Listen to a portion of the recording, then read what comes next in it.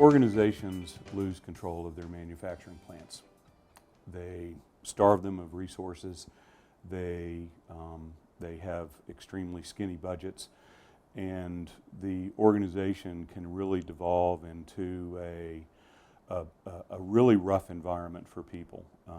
The business performance suffers.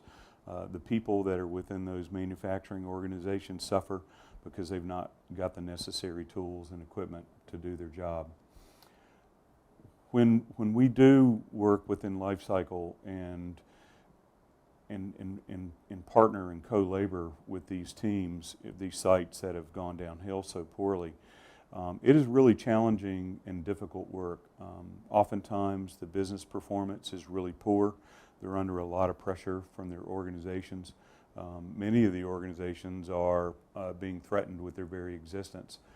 So to go in the midst of that sort of environment and generate hope for a better tomorrow, and then to follow that up with improved manufacturing performance, it's incredibly liberating for people. And I tell you, it's the reason I do the work that I do, because to return the quality of work life to people, and we're giving them something very simple, right? We're just simply giving them machines that run very well.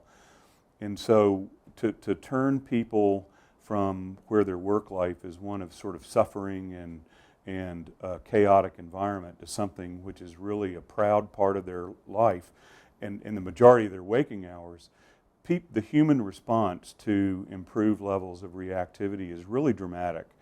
And to see the shift in optimism and to see the shift in performance that occurs, it's a privilege to be able to have hundreds of people's quality of life improve because of the work that we did.